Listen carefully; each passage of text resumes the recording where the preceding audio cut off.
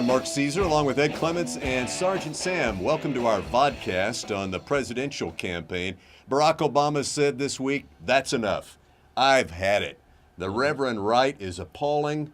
I am distancing myself from my pastor. The thing that really made me mad is he challenged my integrity." He said a lot of nasty stuff about America, a lot of kooky stuff, a lot of appalling things, but he had the audacity to question my integrity. Well, his tune has changed from about 2 years ago when the man married, he and his wife, in the church. He'd been a member of that church for 20 years. He loved Reverend Wright, called him his spiritual advisor. Oh, how things have changed in the campaign trail. And he is hoping now that he's put all of this behind him, that there will be no more reverberations from the Reverend Wright. I'll tell you what, he can wish, but it's not going to happen. This is going to continue on it's got a life of its own. And the fact of the matter is, what always comes to question is, how can you be a member of a church? You go to church to worship. You go to church to be part of the body of Christ. You're in that church for a reason. How can you be in that church and not know what your lead pastor is all about? I think he knew what he was all about a long time ago. I think so too. Yeah. And people are going to still keep hanging that on him. Well, I can imagine the McCain, if Obama gets the nomination, the McCain commercials in September with Wright's picture and saying this was Barack Obama's spiritual advisor. It's going to be a real mess for Obama now until the election. His explanation Tuesday was not credible. Again, he said, "I did not vet my pastor. I wasn't there when he was saying these terrible things." That's not credible. He's known for a long time that this guy's incendiary. And the fact of the matter is, he was his spiritual advisor. He was on his campaign staff, as a volunteer, and he said a lot of nice things about him to begin with. And then, boy, it's gone downhill. And this has gotten to the point that it's all about Reverend Wright. It's all about his ascension to power. And he has thrown Barack Obama under the bus. Yes, McCain has already indicated he is very reluctant to make Wright an issue in the campaign. Baloney to that. That's a bunch of baloney, Mark. I know, but that's what he's saying. Yeah, he's saying that now to be, during the Democratic wars, to be a kind and gentle candidate. When push comes to shove, if Barack gets the nomination, which I think he still will, it's going to be an issue in November. It better be. And the fact of the matter, it shows character or lack of, on as far as I'm concerned, of his pastor, because to make the comments that he made is so un-American. I mean, he's retiring into a $1.6 million mansion, and he downgrades America for what it's worth.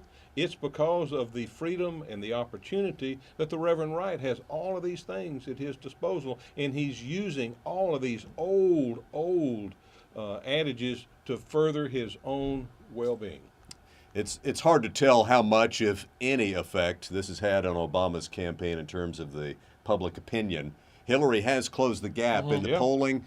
It looks like we now have a race in North Carolina. Obama was leading by 10 or more points there. It's become very tight. Indiana is tight.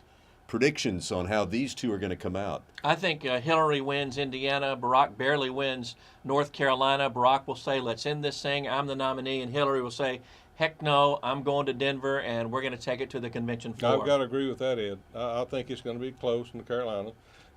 But I'll tell you what. You don't think she'll win North Carolina? No. Why? It's a huge black vote there. Yeah, it's huge. Huge black vote. Huge black vote there. And there's a lot of people aren't listening to one single thing. They're single-minded. They love Barack, and they don't want to hear anything. They don't want to hear any other thing. They're going to vote for him. They're all mad because all of this is coming up. And these individuals, you're not going to change their mind. Why do you think she's going to win Indiana?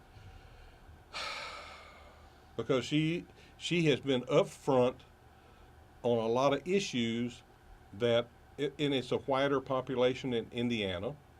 And you can't deny the fact that there's some people are just so single-minded that they're going to vote for Hillary or they're going to vote for Barack. I think she's going to win there, Mark, because her message to the working class, the labor union folks have really taken effect with her there. Yeah. At this point, the key thing is, what about the undeclared superdelegates? And this week, Barack Obama has claimed more of those than she has. He's added a net gain of three.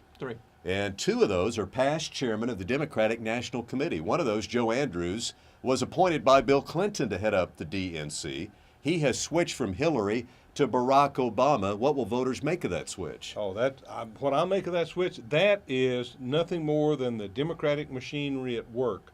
They are working long and hard to push Hillary out of the way, put Barack up front, and they're getting as many superdelegates as they can that they have a real hold on to go ahead and switch, make a statement, and there's a metering of this. They're not all at one time. It's just one here, make the news, one here, make the news, one here, make the news. They're getting the most bang for the buck. Plus, they know if it goes to Denver, Denver will look like Chicago in 1968 when Hubert Humphrey was the nominee and the Democrats lost in Chicago in the summertime, and the Democrats don't want to lose in Denver in the summertime, which they will if Hillary takes it all the way there. There's already talk of recreating 68, which could mean violence. We certainly hope not. In Denver, we don't want that. You don't want that anywhere, but I think it's going to be, the activity will be hopefully just on the convention floor, not rioting outside. Thanks a lot for joining us on this week's vodcast, and be sure to catch us on the radio every weekday morning, 5:30 to 10, Mark Ed and Sergeant Sam on KLBJ.